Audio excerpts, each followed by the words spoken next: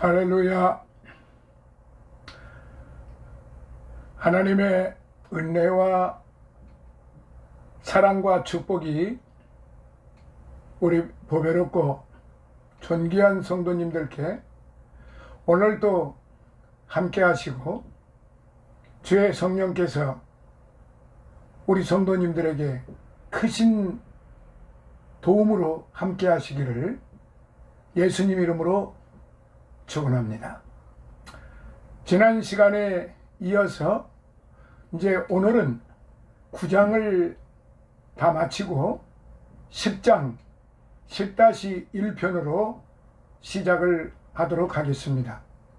마태복음 10장 10-1편으로 시작합니다.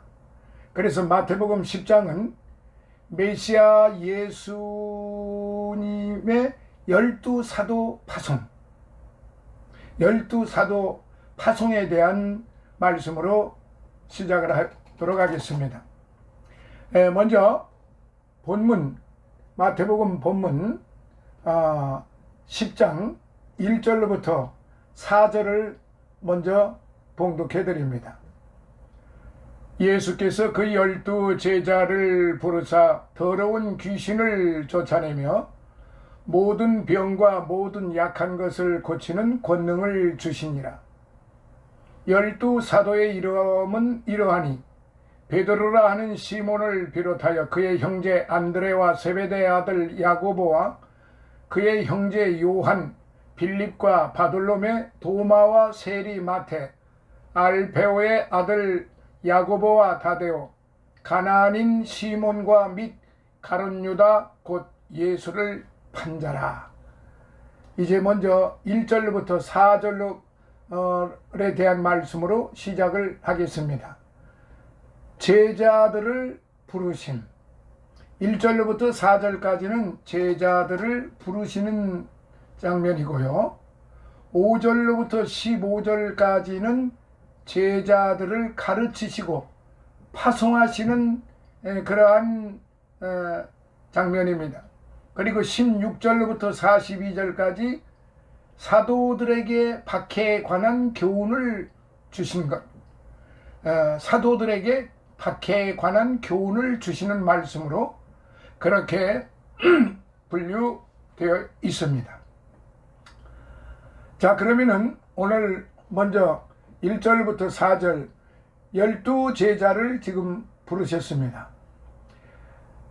본장은 9장 맨 마지막 부분 9장 38절의 응답으로 예수께서 복음 사역의 중추적 역할을 담당할 12 제자들을 선택하시고 그들에게 복음 사역을 수행할 수 있는 능력을 부여하면서 파송하는 그런 장면이 이제 45절로부터 42절까지 계속 이어져 갑니다. 한편 본 10장에 나타난 복음 전도자의 임무 및 자세에 대한 말씀으로 이어지고 있습니다. 그래서 첫째, 임무, 천국이 가까이 왔음을 선포하는 것. 둘째, 불쌍한 자를 돌보는 것. 그리고 셋째, 가정의 평안을 빌어주는 것. 이렇게 첫째 임무에서 첫 번째 임무가 천국이 가까이 왔음을 선포하는 것, 두 번째 불쌍한 자를 돌보는 것, 세 번째 가정의 평안을 빌어주는 것. 첫째 임무에서 그렇습니다. 그리고 둘째에는 자세, 제자들의 자세에 대해서 첫 번째 의식주 문제를 염려하지 말라. 두 번째 고난과 박해를 각오하라. 셋째 적대자들과 마찰을 피하고 온유와 겸손으로 절제해라. 그리고 넷째 세상과 타협하거나 두려워해서는 안 되며 오직 하나님만을 의지해야 한다. 이렇게 크게 첫째 둘째의 말씀을 이렇게 나열을 하셨는데 첫째 네 세 가지는 임무, 둘째 네 가지는 자세, 제자들의 자세. 이렇게 지금 10장이 분류가 되어 있음을 먼저 말씀을 드립니다. 자, 그러면은 늘 말씀드리듯이 각 절수를 먼저 말씀드리고 나서 같이 이어가도록 하겠습니다. 1절, 12제자. 예수 그리스도의 12제자와 그 신상은 이제 첫 번째 베드로, 수제자라고도 합니다. 시몬 또는 게바라고도 하지요. 둘째 안드레, 형 베드로를 예수에게 소개한 그런 제자입니다. 사람입니다. 그리고 셋째 야고보, 요한과 함께 우레의 아들로 불렸습니다.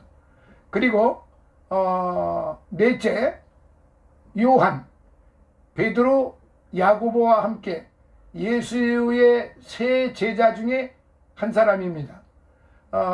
예수님이 십자가에 달리셔서 운명하실 때까지 남아 있었던 유일한 제자가 바로 요한 제자입니다.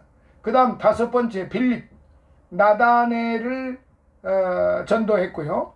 그 다음에 여섯 번째 바톨로메, 나다넬과 동일인으로 추정이 되기도 합니다. 그 다음에 일곱 번째 도마, 별칭은 디두모, 예수의 부활을 목격한 사람입니다. 그리고 여덟 번째 마태, 세리라고 칭하고 별칭은 레위입니다. 그 다음에 아홉 번째 야고보, 알페오의 아들입니다.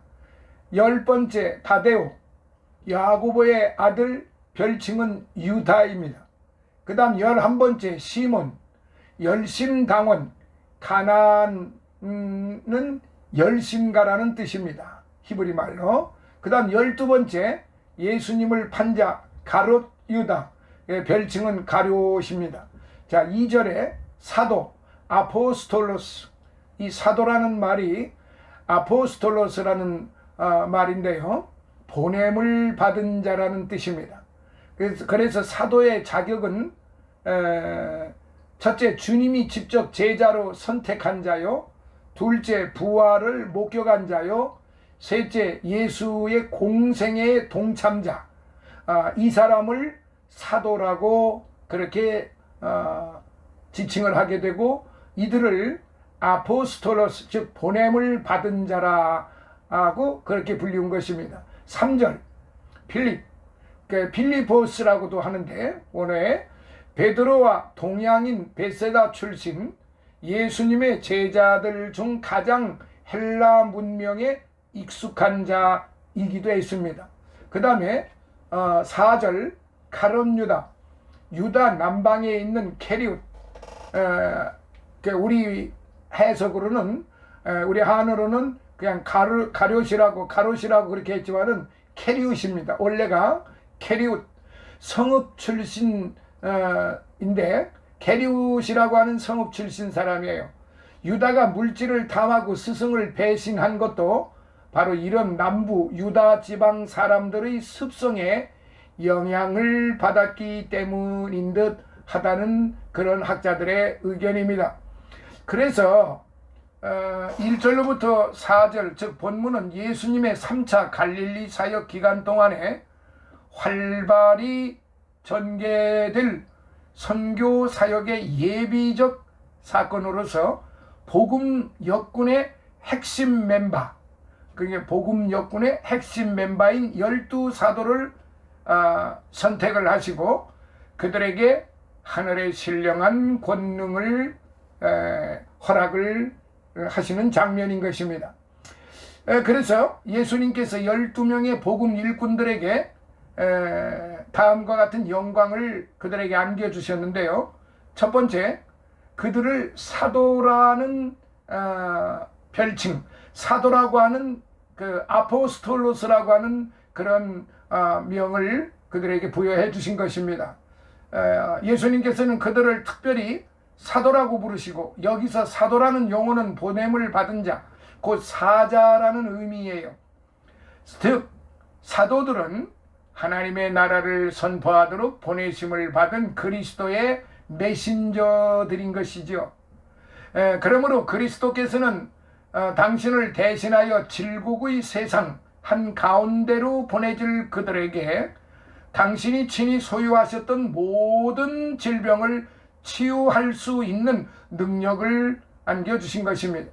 왜냐하면 모든 고통을 해결하고 모든 질병을 치유하는 능력이 바로 사도들이 전파하는 그 복음의 은혜 안에 있음을 나타내기 위함이었던 것입니다. 따라서 그리스도의 치유의 권능으로 인해 복음이 전파되는 그곳에는 그 어떠한 영적인 질병도 존재할 수 없게 된 것이지요. 자, 두 번째, 그들을 하늘나라 시민으로 부르셨습니다.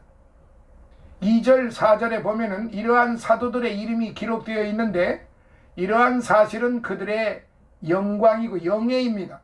그러나 이러한 영예보다도 그들이 더욱더 기뻐해야 할 더 큰 이유가 있는데요.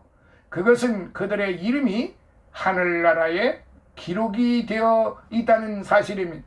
그러나 이와는 정반대로 이 세상에서 고귀하고 능력 있는 자라고 칭함을 받는 사람들의 이름은 그들의 육신이 진토에 묻힘과 아울러 소멸하게 되는 것을 우리는 또한 이 성경을 통해서 알 수가 있습니다. 그래서 세상에서 아무리 명예로운 자였던 권세 있는 자였던 부유했던 어떤 그 상황에 있었다 할지라도 바로 하늘나라에 그들의 이름이 기록되지 아니했다고 하면은 그것은 가장 불행한 그런 삶이라는 사실 우리는 또한 알아야 되는 것입니다. 그래서 세상의 권세를 가졌다 해서 부유한 재물을 많이 가졌다 해서 명예롭다 해서 지식이 충만하다 해서 권세가 있다고 해서 결코 축복받은 것이 아니라는 사실을 우리는 다시 한번 깊이 깨달아야 할 것입니다. 자, 5절로부터 15절까지의 말씀을 또한 함께 보시도록 하시겠습니다. 예수께서 이 12를 내어 보내시며 명하여 가라사대 이방인의 길로도 가지 말고 사마리아인의 고을에도 들어가지 말고 차라리 이스라엘 집에 잃어버린 양에게로 가라. 가면서 전파하여 말하되 천국이 가까웠다 하고 병든 자를 고치며 죽은 자를 살리며 문둥이를 깨끗하게 하며 귀신을 쫓아내되 너희가 거저 받았으니 거저 주어라. 너희 전대에 금이나 은이나 동이나 가지지 말고 여행을 위하여 주머니나 두벌 옷이나 신이나 지팡이를 가지지 말라. 이는 일꾼이 저 먹을 것 받는 것이 마땅함이니라. 아무 성이나 촌에 들어가든지 그 중에 합당한 자를 찾아내어 너희 떠나기까지 거기서 머물라. 또 그 집에 들어가면서 평안하기를 빌라. 그 집이 이에 합당하면 너희 빈 평안이 거기 임할 것이요 만일 합당치 아니하면 그 평안이 너희에게 돌아올 것이니라. 누구든지 너희를 영접도 아니하고 너희 말을 듣지도 아니하거든 그 집이나 성에서 나가 너의 발에 먼지를 떨어버리라. 내가 진실로 너희에게 이르노니 심판날에 소돔과 고모라 땅이 그 성보다 견디기 쉬우리라. 아멘. 자, 이어서 절수를 살펴봅니다. 5절 이방인의 길, 이방인들이 거주하고 있는 동네로 가는 길인데요. 이는 결국 두로와 시돈, 데가볼리와 같은 이방인 지역을 말합니다. 이처럼 이방인이나 사마리아의 전도를 금하신 것은 복음의 1차 대상이 유대인으로 아직 이방인 전도의 때가 이르지 않았기 때문이지요. 그리고 사마리아인의 고을에도 들어가지 말고 그랬습니다. 사마리아는 왕국 분열 BC 930년부터 북왕국이 멸망할 때 BC 722년까지의 이스라엘 왕국의 수도입니다. 이후 사마리아는 아수르의 혼혈 정책으로 신앙과 민족의 순수함을 상실하고 말았습니다. 그리하여 그 결과 사마리아 거민은 유대 백성들로부터 이방인 취급을 받았지요. 본절에서 사마리아가 1차 전도 대상에서 보류된 것은 바로 이런 당시 유대인들의 의식에 잘 반영이 됩니다. 6절, 이스라엘 집에 잃어버린 양, 하나님과 특별한 언약 관계에 있었던 갈릴리와 유대 전역에 사는 모든 유대인들을 가리킵니다. 그리고 7절에 천국이 가까웠다. 여기서 가까웠다라고 하는 거 앵기조의 완용인데요. 따라서 이는 그리스도의 성육신으로 천국이 이미 임했고 또한 점점 천국이 구현될 상태에 놓여 있다는 뜻입니다. 그리고 8절, 거저 받았으니 거저 주어라. 복음을 값없이 받았으니 너희들도 선물로 주어라는 뜻입니다. 이는 복음 증거가 생계의 수단으로 전락해서는 안 된다는 의미의 말씀입니다. 9절, 전대, 조내라고 말합니다. 지갑이에요. 원래는 허리띠라는 뜻인데요. 이는 당시 동양의 여행자들이 허리에 지갑을 매던 관습의 기인을 합니다. 가지지 말고, 이는 전도자가 전적으로 하나님만을 의지하도록 하기 위함입니다. 10절, 일꾼이 받는 것이 마땅함이라. 복음 전도자가 복음을 생계의 수단으로 이용해서는 안 되지만 전도의 결과 일용할 양식을 얻는 것은 마땅하다는 뜻입니다. 고린도전서 9장 13절로부터 14절. 그리고 11절, 합당한 자, 복음을 받아들이며 손님 대접에 인색하지 않는 자. 당시 전도자들은요, 각 동네를 방문하여 이들의 도움을 받으며 전도하였어요. 사도행전 16장 15절에. 또한 이들의 집이 각 지역의 교회의 기초가 되었다는 사실입니다. 그리고 12절, 평안, 히브리어로는 샬롬, 제가 항상 문자 서두에 샬롬이라고 하는 쓴 말이죠. 평안이라는 뜻입니다. 평안하는 안녕, 건강, 번영을 뜻하기도 합니다. 히브리인들의 일상적인 인사입니다. 그리고 13절에 보면은 합당하면은, 합당한의 그 원어 악시오스는 동등한, 가치의, 알맞는의 그 뜻입니다. 따라서 이는 본절에서 복음의 의미와 그 가치를 깊이 인식하고요, 복음과 그 전파자들을 신실하게 영접하는 것을 뜻하는 것이죠. 그 다음에 14절을 봅니다. 발에 먼지를 떨어버려라. 상대방과의 일체 관계를 단절하는 것을 의미하는데요. 느헤미야 5장 13절, 사도행전 13장 51절에 참고하시면 되겠고, 결국 이렇게 함으로써 상대방에게는 임박한 심판 아래 있음을 경고하는 것이고요, 자신은 그 심판에 대한 책임이 없음을 증거하라는 것입니다. 칼빈이 이렇게 주장을 했어요. 한편 이는 이방인을 부정하게 여겨 이방 지역을 여행한 뒤에 가나안으로 들어올 때는 발에 먼지를 떨었던 유대인들의 관습에서 유래된 것입니다. 그리고 15절, 심판날에 견디기 쉬우리라 그랬어요. 심판날에 견디기 쉬우리라. 복음을 배쳐가는 동네는 결코 하나님의 심판을 피할 수 없다는 거예요. 그런 것을 강조한 표현의 말씀입니다. 실로 소돔과 고모라는 하나님의 심판으로 멸망한 성경의 대표적 성읍이라는 사실을 우리는 잘 알고 있습니다. 창세기 19장 24절, 유다서 1장 7절, 계시록 11장 8절이에요. 자, 그러면은 이 부분에 대해서 한번 짚고 넘어가도록 그렇게 할게요. 자, 이제 5절로부터 15절까지의 그 스토리인데요. 이 본문에는 복음 전파를 위해 처음으로 파송되는 제자들을 향해 주신 예수 그리스도의 교훈이 기록되어 있는 지금 그 절입니다. 5절로부터 15절까지요. 즉 예수께서는 그의 제자들이 복음을 전하는 데 있어서 지키고 따라야 할 여러 지침들을 말씀하심으로써 올바른 제자의 길을 가르치고 있는 것입니다. 그것을 요약하면은 첫째, 제자 전도해야 할 대상 5절 6절. 둘째, 전해야 할 메시지와 행동 지침 7절 8절. 셋째, 전도하는 방법 9절로부터 15절 등입니다.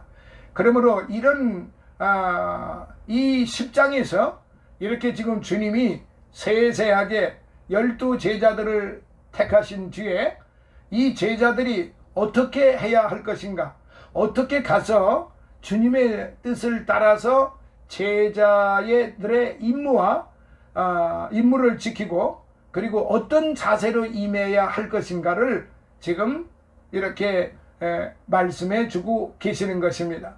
자, 오늘은 10-1편으로서 여기서 잠시